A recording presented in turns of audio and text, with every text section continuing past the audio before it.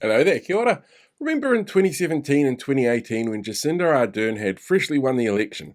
At the time, the favourite attack line of the newly minted opposition was that the left was just virtue signalling about all the nice things that they could do to make life better for the people of Aotearoa, and maybe the world a little bit better along the way. And making things better seemed like a bad goal to them, which, to be fair, is very on brand to the message that they're still taking out to the electorate. And one of the earliest adopters of the virtue signal as vilification was our now Deputy Prime Minister David Seymour. Must have really polled well in a focus group somewhere for the Atlas Group. And like many things David says, well, they soon end up being some kind of contradiction, like this post bemoaning the number of people leaving the country under the previous government, which is a third of the numbers now leaving under his coalition that he's in. He's used the term virtue signalling to vilify a range of things like net zero emissions plans and, of course, Te Reo Māori road signs. But with virtue signalling being such a clearly bad thing, ACT surely wouldn't do what New Zealand First does so well and use the system to signal to their followers, the kind of people who think a pedo for party president is the sort of thing that you shouldn't know about before an election, and that an extra layer of regulation thanks to the wholly unpopular Regulatory Standards Bill is the way to cut down on regulation and red tape. Anyway, last week, ACT put their own ballot in the biscuit tin to signal to their voters that they do care about what's important to them.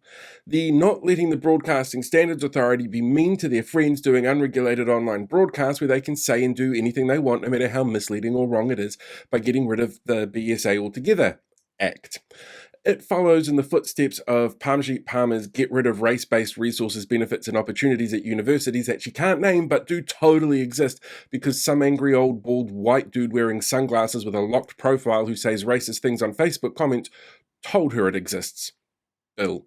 Now, technically, these actually aren't virtue signalling. That's signalling something aspirational and progressive. These are what are known as vice signalling. That's signalling something that's designed to appeal to people who want to make things worse in some way.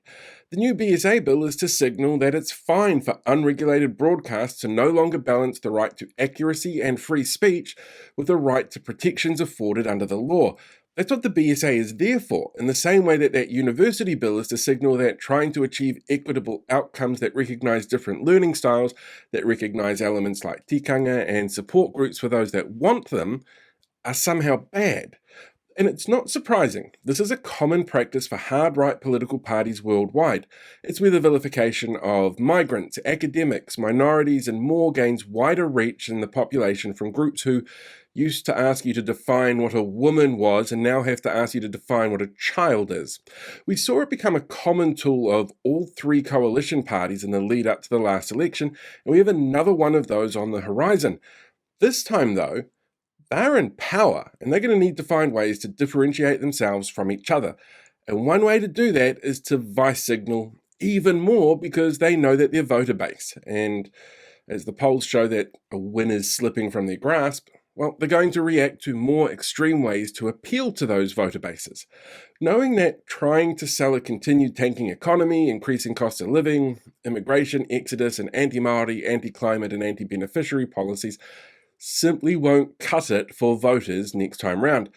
So keep an eye out for the vice signals. They are a good tool for grabbing headlines and keeping attention on people. The people behind them also want to get that attention while distracting us from serious issues and concerns going into the period when those concerns and issues should be shaping what our voting decisions are. Hey, thanks for sticking around till the end of the video. While you're here, why not hit that like button or share the video or even subscribe to the channel. You could even become a paid YouTube member so you can see things released in advance, you get access to some exclusive content, and like all these awesome people, you get to have your name at the end of the credits as well.